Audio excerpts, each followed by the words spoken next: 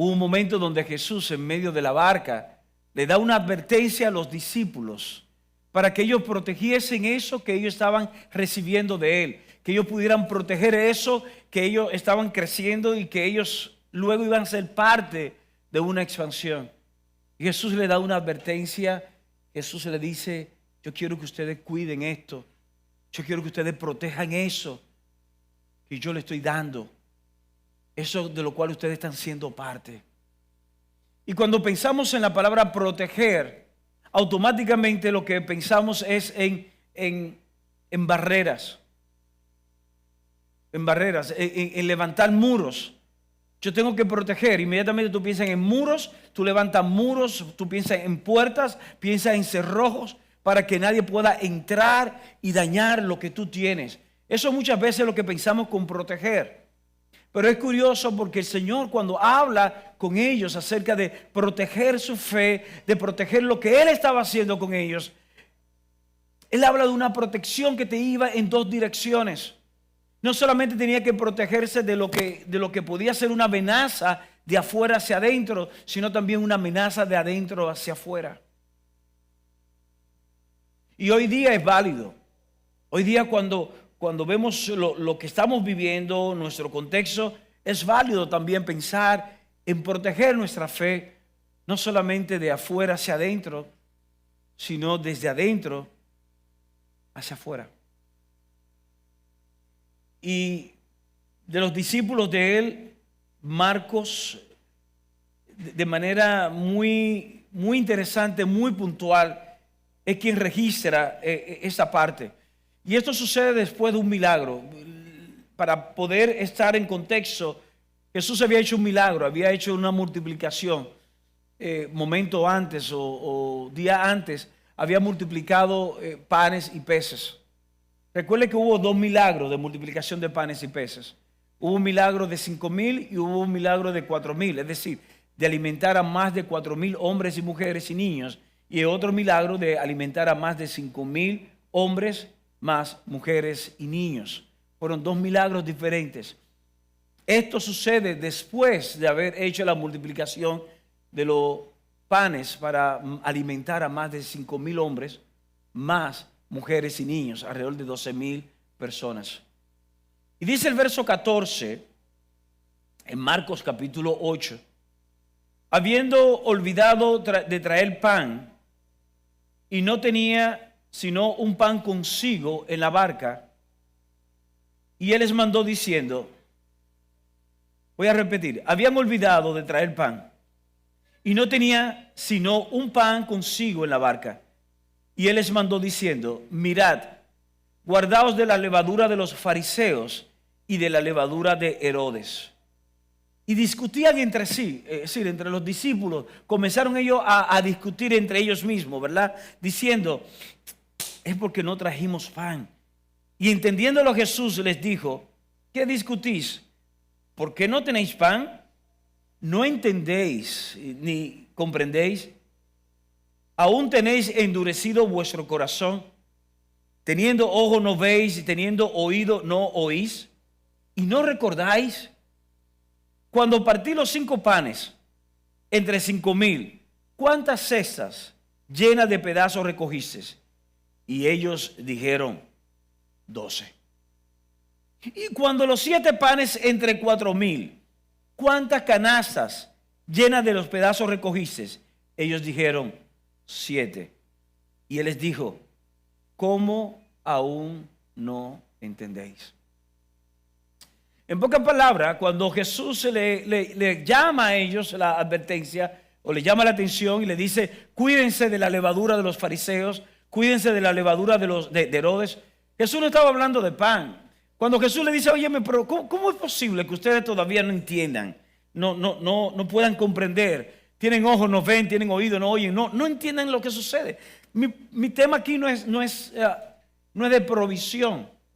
Ustedes estaban conmigo cuando yo partí aquellos 5 panes. ¿Cuántas cestas recogieron? Dice yo. Yo me imagino a los discípulos.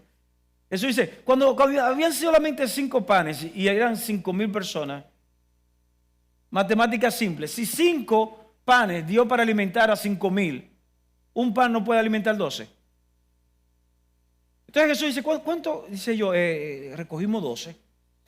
Ok, 12. Y cuando eran 4,000 y habían 7 panes, ¿cuántas cestas recogieron ustedes que sobraron? 7. Dice, óyeme, y todavía ustedes no acaban de comprender. Esto no se trata de un milagro. No se trata de que si yo puedo hacerlo. Yo no estoy molesto con ustedes.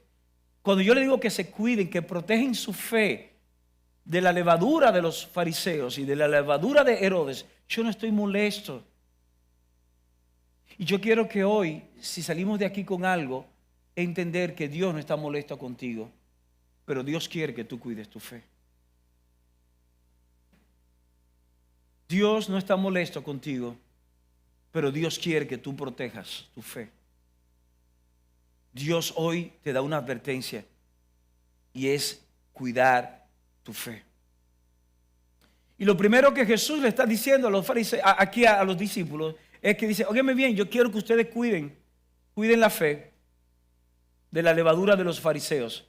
Y algunos dirán, ¿cómo así de levadura de los fariseos? ¿Alguien puede decirme para qué sirve la levadura? Rapidito. Para hacer crecer la masa, para leudar la masa, para hacer crecer la masa. Es decir, tú tomas un poco, tú estás preparando el pan o bizcocho o un pastel, lo que estés preparando, tú preparas la masa. Cuando tú le pones un poco de levadura, eso ayuda a que la masa pueda crecer, como dicen, pueda tomar cuerpo. Un poco de levadura hace que la masa pueda crecer. Cuando Jesús dice, yo quiero que ustedes tengan cuidado con la levadura de los fariseos, Jesús se está refiriendo a dos cualidades con las cuales los fariseos eran conocidos y que hoy día tú y yo, como hombre y mujer de fe, como jóvenes de fe, podemos estar lidiando. Y una de ellas era las tradiciones y costumbres. Las tradiciones o costumbres, yo quiero que entendamos esto, las tradiciones o costumbres nunca debieran estar por encima de lo que es la voluntad de Dios para mi vida, ni para la tuya. Y Jesús le está diciendo a ellos, yo quiero que ustedes se cuiden, cuídense de las tradiciones, cuídense de que las tradiciones o la costumbre, como hacen los fariseos, no afecten lo que ustedes están viendo, lo que ustedes están haciendo. Señores, los fariseos fueron los que cuestionaron el hecho de que Jesús permitiera que sus discípulos hicieran cosas que ellos normalmente no hacían. Cuando ellos veían a Jesús reuniéndose con prostitutas, con leprosos, con personas que eran mal vistos dentro de la sociedad, ellos lo cuestionaban, lo criticaban porque tradicionalmente una persona que se hace llamar de parte de Dios, una persona que ame al Señor o que sirva al Señor, no se debe de mezclar con esas personas. Y eso era parte de las tradiciones y de las costumbres de ellos, de los fariseos. Y Jesús le está advirtiendo a ellos, yo no quiero que ustedes mañana, cuando estén solos, cuando ya yo no esté con ustedes y ustedes estén haciéndolo, avanzando mi reino, ustedes se dejen influenciar por esos tipos de tradiciones, por esos tipos de costumbres. Los fariseos se preocupaban mucho por lavarse las manos antes de comer, para no tener nada impuro en sus manos, pero no se preocupaban si cosas impuras salían de su boca. Palabras que contaminasen a otros, palabras que pudieran destruir la dignidad, destruir la estima de otras personas. Ellos no se preocupaban por eso, pero sí se preocupaban por qué tipo de alimento iban a comer, que si se lavaban, todos esos rituales. Y hoy Jesús nos está diciendo a nosotros, yo quiero, mis hijos, que ustedes protejan su fe. Y no permitan que las tradiciones o costumbres que son impuestas por los hombres, por la religión, por la tradición, por la denominación, por el concilio, por cómo se llame o la iglesia, prevalezca por lo que es mi voluntad. Lo que es mi voluntad. ¿Qué es más importante? ¿Yo guardar la forma o que yo pierda la forma? Pero el yo perder la forma es para bendecir la vida de alguien, para agregarle valor a alguien, para que alguien pueda conocer el amor de Dios, para que alguien pueda saber que Dios no hace acepción de personas. ¿Qué es más importante? ¿Guardar la tradición o preservar la voluntad de Dios? ¿Cuál es la voluntad de Dios? Que nadie perezca. ¿Cuál es la voluntad de Dios? Que todo el mundo le conozca a Él, que todo el mundo conozca su amor y lo abrace y lo reciba. Y Jesús le está diciendo a ellos, cuidado.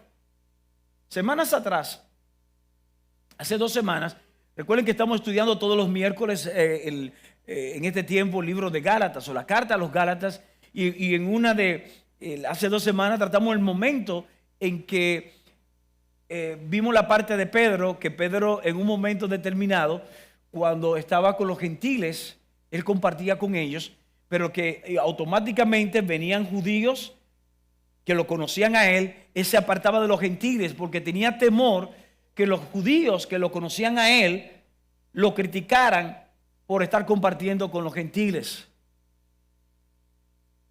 De alguna forma Pedro como que no fue ese día a la clase.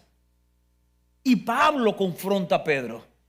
Y Pablo prácticamente le llama a Pedro hipócrita, porque tú sabes muy bien que en el amor de Dios no se puede hacer acepción de personas. Esto no tiene que ver con color de piel. Esto no tiene que ver con que se tenga dinero o no se tenga dinero. No tiene que ver con familia tal o familia. No, todos están en el plan redentor de Dios.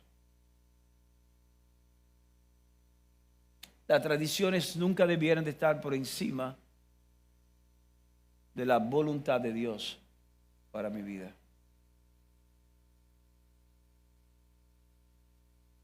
Yo, ayer tuve yo una conversación que, basado en una tradición y de algo que me sucedió a mí en un momento determinado y que yo le he compartido acá, yo pensaba que iba a suceder lo mismo y yo hice una advertencia. Yo le dije a una persona, mira, si tú vas a esa actividad no vayas con gorra, porque en ese lugar o en esa denominación quizás te puedan mandar a quitar la gorra. Yo le he compartido esto anteriormente. Estuve años atrás, a comienzos de los 90, me invitaron a predicar en una actividad juvenil y yo entendía que era una actividad juvenil y que importa que yo tuviese una gorra. Y habían varias personas que tenían gorra y todo eso. Yo fui con mi gorra y cuando yo me paré y comenzó a predicar, recuerdo que alguien del público literalmente dijo algo así como, varón, lo que usted está diciendo no se recibe, porque esa gorra que está es una irreverencia al Señor, en medio de todo el mundo. Y yo hace un momento, cuando estoy ahí sentado y veo a Fernando tocando el bajo con su gorra, yo si hubiese estado en aquel tiempo, lo mandan quitar la gorra también al hombre. ¿Quién ha dicho que una gorra afecta o no afecta? Yo sé que hay un tema de protocolo que puede haber en algunos lugares, que tú debes de quitarte y todo esto, pero no que eso determina tu adoración. Y la iglesia lamentablemente es esa cultura. Y yo quiero, y voy a doblar quizás acá, yo quiero que sepamos algo como familia. Yo quiero, y parte de lo que el Señor me ha puesto en mi espíritu, que podamos crecer como una familia saludable en la fe. Yo quiero decirte algo. Si estamos en adoración y tú sientes levantar las manos, tú la puedes levantar. Pero si no quieres levantarla, que nadie te obligue a levantarla. Levantar la mano, no levantarla, no significa que tú estás adorando al Señor.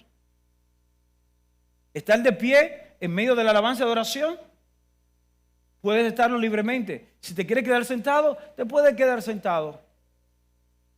¿Cuántas personas no pueden estar con las manos levantadas, postrado en el piso, danzando en el Señor, y su corazón estar siendo perverso, murmurador, chismoso y detractor de los demás? Dios lo dice de esa manera. Este pueblo con sus labios me adora, me alaba, mas su corazón está lejos de mí. No es que vamos ahora a dar licencia de hacer lo que uno quiera hacer. Pero ¿por qué no, en lugar de buscar la voluntad del Señor, comenzamos, mejor dicho, en lugar de querer conservar tradiciones, protocolos, dogmas o formas, comenzamos ya a buscar realmente lo que hay en el corazón del Señor? Lo segundo que Jesús le dice a ellos acá, dentro de la levadura de los fariseos, era que ellos eran hipócritas. Y antes de hablar de la hipocresía de ellos, yo quiero resaltar esto. En una de los evangelios, Marcos, el mismo Marcos, capítulo 7, verso 13, no lo voy a leer, solamente lo voy a parafrasear, dice el Señor: vuestras tradiciones han invalidado la palabra del Señor. Vuestras tradiciones han invalidado. Y Pablo en Colosenses dice de esto, lo dice de esta forma: cuídense de que no se dejen arrastrar, esclavizar por tradiciones, costumbres, fábulas, porque ustedes están completos en Cristo Jesús. Familia, nosotros como iglesia, como hijos de Dios, tenemos que entender eso. Lo que hace que tú seas completo es Jesús, es Cristo. No es la ropa que te pongas. No es cuánto aleluya, gloria a Dios tú digas en una conversación. ¿Sabes que hay personas que tú le dices, no porque muchacho, tú no sabes que yo venía por la carretera y vino un accidente y le dio a la patana y murieron? Y dice, ay santo, ay, dice aleluya. Dice, aleluya. ¿Cómo así? Estoy hablando que algo malo pasó. Pero a veces salen esas frases, aleluya, gloria a Dios, santo y todo esto, que no son más que muchas veces, más que una palabra consciente de adoración al Señor, es para llenar espacios en blanco. No. Y Pablo le dice de esa forma, óyeme, no permitan que esas cosas lo llenen. Ustedes están completos en Jesús. Vamos a proteger nuestra fe. ¿Cuál es nuestra fe? Reconocer que Jesús es Señor y Salvador. Reconocer que Dios es nuestro Padre. Reconocer que Dios habita en nosotros por medio de su Espíritu Santo. Reconocer que Él va formándonos a nosotros día a día hasta aquel momento que ya sea que partamos al cielo o que Él venga por nosotros. Una fe sencilla. Vamos a protegerla. Menos adornos, pero más fuerza, más firmeza. Lo segundo que ellos se caracterizaban es que ellos pretendían ser perfectos. Los fariseos vestían de una forma, hablaban de una forma, tenían un estándar de espiritualidad tal que, óyeme, le subían la cancha a cualquiera. Toda persona que estaba frente a un fariseo se sentía inadecuado. ¿Alguien se ha sentido así? En algún momento tú te has sentido hablando con alguien y tú dices, ay no, que yo no me atrevo a llamarlo, porque imagínate. Yo sé que ustedes en este país no sucede. Eso sucede en otros países. Pero hay lugares donde hay ministros que tú no puedes tocarlo. No puedes tocar al ungido, no puedes tocar a la ungida. Y tú ves que tienen guardaespaldas y tienen seguridad para que nadie pueda accesar. Y diseñan hasta la plataforma de una forma tal de que cuando ellos terminen puedan salir por una puerta para que nadie pueda accesar a ellos porque no pueden tocarlo y todo eso. Eso no sucede en este país, sucede en otros países. Aquí no sucede. Pero yo quiero que entendamos algo. Eso es pretender algo que no son. Es pretender algo que no son, porque todos, absolutamente todos nosotros somos pecadores. Todos nosotros. Es más, Juan lo dice de esta manera. Juan dice que si alguien dice que no ha pecado, hace mentiroso a Dios. Si alguien dice que es perfecto y que no hay pecado en él, eso en la primera carta de Juan, capítulo 1, del verso 8 al 10, Juan lo dice de esa forma. Si alguien osa decir que no hay pecado en él o en ella, está diciendo que Dios es un mentiroso, porque es Dios quien ha dicho que todos somos pecadores. Pero lo maravilloso de esto es que si tú y yo nos acercamos a Él y confesamos nuestros pecados, Él es fiel y justo para perdonarnos y para limpiarnos de toda maldad. Entonces, una forma de tú y yo proteger nuestra fe es no pretender algo que no somos. No pretenda ser más santo, no pretenda ser más puro. Vive una fe real. Vive una fe real. Pretender ser perfecto solo te conducirá a vivir una vida falsa. Voy a repetirlo, eso. Pretender ser perfecto solo te va a conducir, solo me va a conducir a mí a vivir una vida falsa. Porque tu corazón y mi corazón es conocido por el Señor. El Señor pesa nuestros corazones. Tú pretender que no rompe ni un plato cuando tú sabes que cuando estás a solas rompe toda una vajilla. Eso es hipocresía, eso es falsedad. ¿Y sabes qué? Eso sí es pecado. Eso es pecado. Pero por alguna razón la persona quiere pretender algo que no son, porque necesitan ser validados, necesitan sentirse importantes, y hay un tema de ego y un tema de identidad. Pero cuando tú y yo sabemos quiénes somos en el Señor, cuando tú y yo sabemos que Jesús nos ama, que Dios nos ama por quienes somos y no por lo que hacemos, poco nos importa llenarle los ojos a los demás. Te voy a hacer una pregunta. ¿Por qué tú crees que hay personas que compran, en su mayoría, hay excepciones, pero en su mayoría, por qué hay personas que compran réplicas de marcas de alta gama para pretender que tienen un estatus o un poder adquisitivo que realmente no tienen, para poder ser aceptado o ser visto en una posición que realmente no le pertenece? Y eso es una vida falsa. Porque aunque todos te alaben por esos tenis, por ese reloj, aunque todos te alaben por lo que tú estás portando en ese momento, ¿sabes qué? Tú sabes realmente, cuando estás a solas, la vida de falsedad que tú estás viviendo. Y tú sabes que si tú pasas mucho tiempo en el sol, esos tenis que tú quieres proyectar, que son de miles de dólares, tú sabes que tú no puedes caminar mucho en el sol porque se derriten. Puro plástico. Óyeme, yo no tengo problema. Óyeme, yo eso me lo quité de arriba. Yo de verdad, así como usted me puede ver con unos zapatos que alguien me haya regalado, que haya costado 700, 800, 900 dólares, tú fácilmente puedes ver en mi closet mucho de mi tía. ¿Sabes quién es mi tía, verdad? Tía Sara. 2,000 pesos, 3,000 pesos son Sara. Y me hacen, y tienen que pagar en comisión ellos después por anunciarlo. Óyeme, yo no tengo mente con eso, no, que tiene que ser de tal marca para. No, óyeme, si puedo comprarlo, lo compro. Si me lo regalan, me lo pongo. Ahora, tú no me vas a ver a mí con una réplica. Y no que soy comparón, es que no puedo pretender algo que no soy. No puedo pretender exhibir algo que yo realmente no porto. Y eso sucede con la fe. Y Jesús le está diciendo a ellos, yo no quiero que ustedes sean como los fariseos.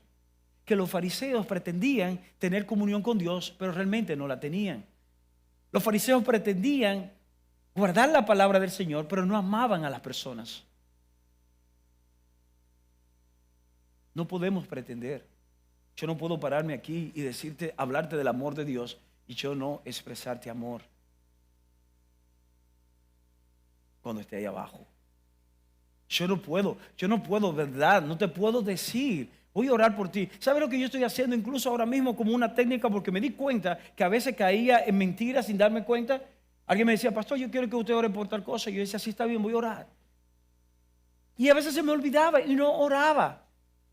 Y luego me dije, wow, yo dije que iba a orar. Y no. Ahora cuando alguien me dice, pastor, yo quiero que usted ore por eso, yo, sí, está bien, voy a orar. Y yo cerrando la conversación o cerrando el mensaje de texto, ahí mismo comienzo a orar por esa persona. Ahí ya yo sé que no se me va a olvidar. Y ahora lo estoy anotando en el celular. De que alguien me pide una oración, lo anoto en el celular y tengo todo un listado de oraciones. Porque a veces yo Y la gente dice, ay, el pastor está orando por mí. Y quizás yo no estaba orando por ti. Yo estaba pretendiendo ser una persona que te estaba guardando, que estaba velando por ti. Y quizás no. Y eso es falsedad. Vamos a ser reales. Yo te invito a que vivamos una vida real. Vamos a vivir una vida real. Vamos a vivir un evangelio real. No somos perfectos. No somos perfectos, pero estamos siendo trabajados por aquel que sí es perfecto. Vamos a vivir. Óyeme, la voy a hacer. Voy a cometer errores. Como dicen por ahí, mala mía en momentos determinados. Sí. Pero te prometo que mañana voy a tratar de ser mejor de lo que fui hoy. Vamos a vivir ese evangelio. Vamos a proteger nuestra fe. Las personas no tienen problema con Dios. Las personas tienen problema con las personas que se dicen ser de Dios. Las personas tienen problema con Dios. El problema es con la iglesia que dice ser la iglesia de Dios. Yo te invito a que tengamos una fe real. Y vamos a cuidarnos de no caer en lo que caían los fariseos. Una vida de hipocresía y una vida basada solamente en costumbres, tradiciones, dogmas, imposiciones, que nada tiene que ver con lo que realmente hay en el corazón de Dios. Finalmente, Jesús también le habla a ellos y le dice, cuídense de Herodes, de la levadura de Herodes. Y algunos dirán, ¿cómo así? ¿Qué Herodes? ¿Qué tiene que ver Herodes? Herodes era un gobernante. ¿Qué tiene que ver con cuidarse de la levadura de Herodes? Cuando leemos la historia de ese Herodes, de ese gobernante en particular al cual Jesús se refería, nos vamos a dar cuenta que Herodes viene de una familia mezclada, donde habían ciertos principios religiosos conectados al judaísmo, pero también había principios religiosos conectados a la religión romana, a la idolatría que caracterizaba a Roma de aquel entonces.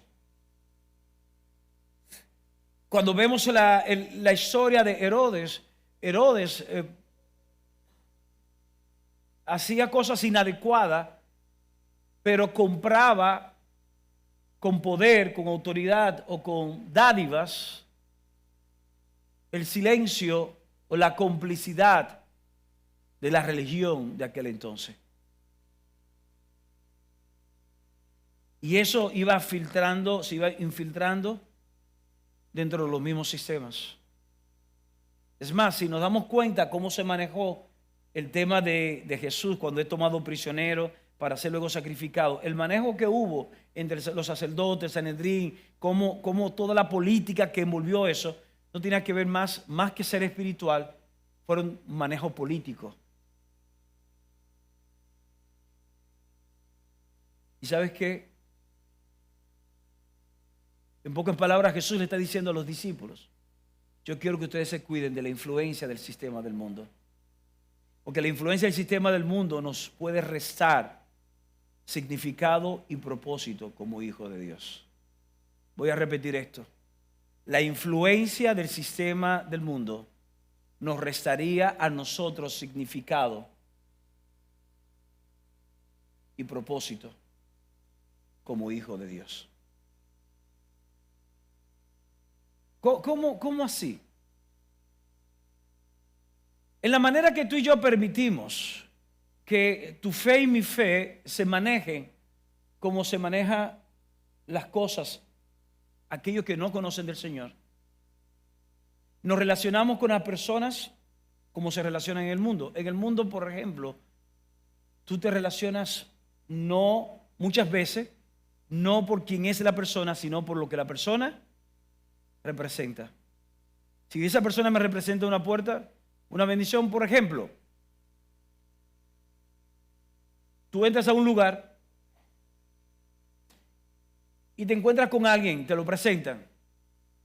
Y perdónenme la expresión, y con esto no quiero subestimar a alguien en particular, ¿verdad?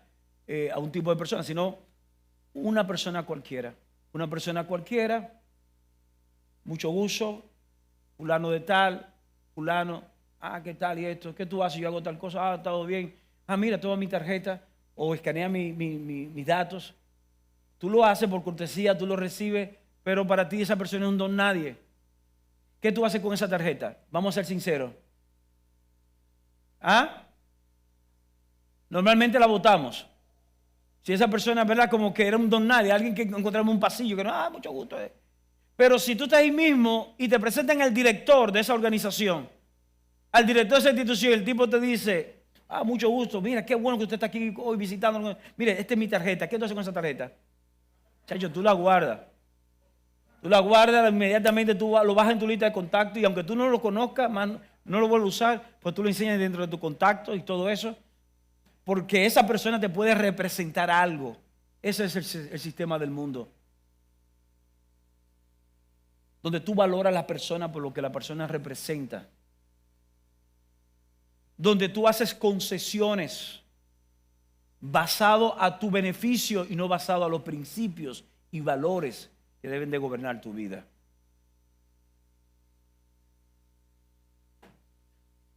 Yo sé que este tipo de mensaje, ¿verdad? No es tan cómodo como uno le gustaría, pero es parte de los mensajes de la barca que Jesús quería decirle a ellos. Los valores y los principios de nuestra fe es como esas barandas que vemos en la autopista. Tú vas en la autopista, no sé a quién de ustedes le ha pasado esto, que están conduciendo hacia una provincia determinada.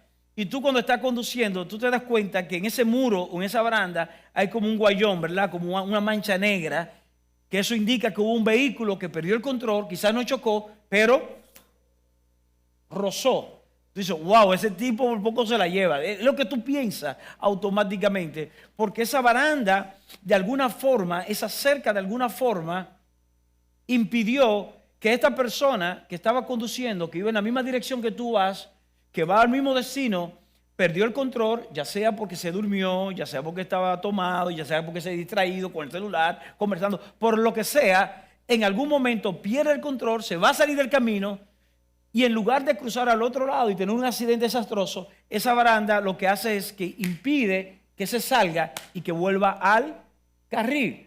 Eso representa tus valores, eso representa tus principios. Cuando tú y yo construimos nuestra fe basado en valores y en principios, esos valores y principios son los que nos va a permitir no desenfocarnos. Tú quieres ser prosperado, tú quieres ensanchar tu empresa, pero son los valores y los principios que te van a decir, ese tipo de negocio tú no lo vas a hacer, con ese tipo de personas no te vas a asociar. Sí, pero es una gran oportunidad, pero hay algo que te va a decir dentro de ti, sí, pero tú sabes que esa persona no, por esto y por esto. Son valores, son principios. Pero el sistema del mundo, ¿qué te dice? El fin justifica los medios. Dale para allá, no te preocupes, que en el camino se acoteja la carga. Es lo que nos enseñan. Y Jesús le decía a ellos, yo quiero que ustedes tengan cuidado de no permitir que el sistema del mundo vaya a permear su fe. Y hoy el Señor nos está diciendo eso. No permitamos. ¿Cómo tú y yo estamos construyendo nuestra familia en la fe? Cuando digo nuestra familia no me refiero a esta casa, digo tu familia, tus hijos, tu matrimonio. ¿Cuáles son los valores y los principios que están? El sistema del mundo lo que te dice es que tú puedes descuidar a tu mujer, que puedes descuidar a tus hijos, que puedes cuidar a tu marido con tal de producir más dinero, porque total es para su comodidad, total es para su provecho, total es para su viaje.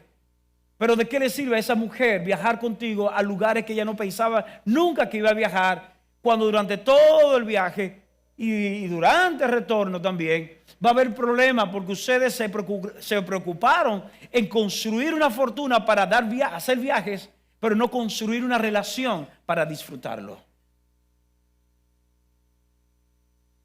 Valores, principios.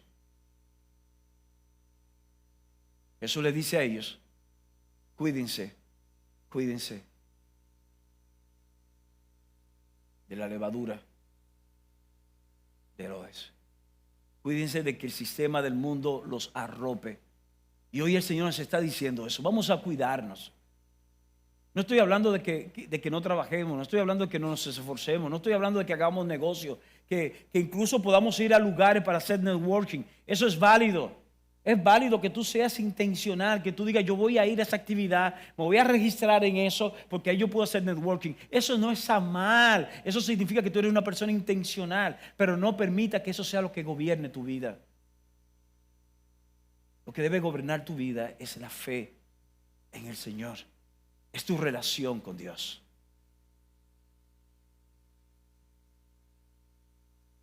¿De qué nos sirve a nosotros todos los mensajes anteriores que hemos hablado desde la barca?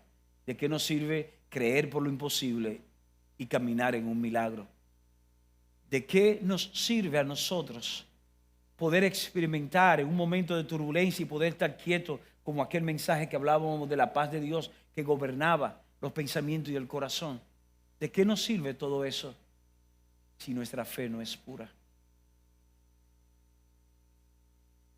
Hay una invitación de parte del Señor, porque esa fe pura es lo que va a producir la vida de milagros, la vida de paz plena, la vida de caminar en lo que se puede llamar la plenitud de Dios. Es cuando tú y yo aprendemos a proteger. No seamos como esos jugos. ¿Ustedes no les ha llamado la atención 100% jugo de manzana? Y cuando tú lees los ingredientes para atrás, dice 10% de concentrado de manzana. Espérate, ¿es 100% jugo de manzana o es un 10% solamente de concentrado? Nos damos cuenta que es solamente un 10%, pero ellos se venden como 100% jugo de manzana. 100% jugo de naranja. Cuando te das cuenta, solamente tiene un 10% de concentrado de naranja. El resto es químico y agua. No hay forma de que ese jugo pueda tener nutrientes para alimentar, para fortalecer tu cuerpo. No permitamos que nuestra fe sea una fe 100% y cuando nos vean solamente sea un 10% de concentrado y el 90% de químico. Vamos a vivir una fe real. Olvídate del que está a tu lado. Olvídate de él. Olvídate de compararte. Vive tu vida directamente con el Señor. Ten una relación personal con Él. Ten un trato particular con Dios. Que el otro corra, que el otro salte, que el otro haya tenido tal cosa o haya llegado a tal lugar. Felicidades. No tengas una vida falsa.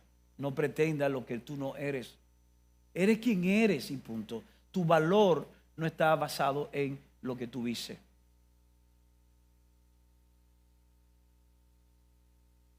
Hay una expresión, con esto termino, con esta ¿verdad? Hay una expresión de la moda ahora, de lujo. Ahora se me olvidó el nombre, que es el lujo discreto, ¿qué se llama? Silencioso, el lujo silencioso. ¿Sabe cuál es el lujo silencioso? Las personas que realmente son millonarias y que no le interesa pretender, son conocidos por lujo silencioso. Ustedes lo ven con una franelita sin marca y sin nada, pero cuando tú ves esa franelita que tú puedes pensar que cuesta $50 en Walmart, esa franelita fácilmente te cuesta $1,200, $1,300. Pero tú no vas a ver marca por ningún lado. Se llama lujo silencioso. Es el tipo de lujo que usa Zuckerberg, es el tipo de lujo que usa Steve Jobs, es el tipo de lujo que utilizaba, que usa ahora el de Amazon, Jeff Bezos. Lujo silencioso, busquen. A veces ustedes van a ver una correa con el símbolo de la marca. Busquen fotos de ellos. Ellos no tienen que pretender, ellos saben quiénes son. ¿Podemos llegar a ese punto con nuestra fe? ¿Cómo mantener el enfoque? Primero, escoger tener una relación real con Dios, no una religión. Si te lleva a esto, te garantizo que va a ser un cambio en tu vida. Escoge tener una relación real con Dios, no una religión. La religión es para satisfacer a los hombres. La relación es lo que te va a conectar con el corazón de Dios. Vamos a escoger eso. Yo les invito a que escojamos eso, a tener una relación real con Dios. Y esto se logra reconociendo a Jesucristo como la única vía y el único fundamento de nuestra fe. Te puedes leer todos los libros que te quieras leer y eso está bien. Haz los cursos que quieras hacer, los diplomados, seminarios, pero nunca te olvides de eso. Jesucristo, su palabra, debe ser siempre la única vía y el único fundamento de tu fe. Quiero invitarte a que te pongas de pie en este momento, para que juntos podamos orar, para que juntos podamos orar, juntos podamos dar gracias al Señor. Y por qué no poder decirle a Él: yo quiero que tú me ayudes a tener una vida real, una fe real, una fe real, una fe real. Padre, en el nombre de tu Hijo,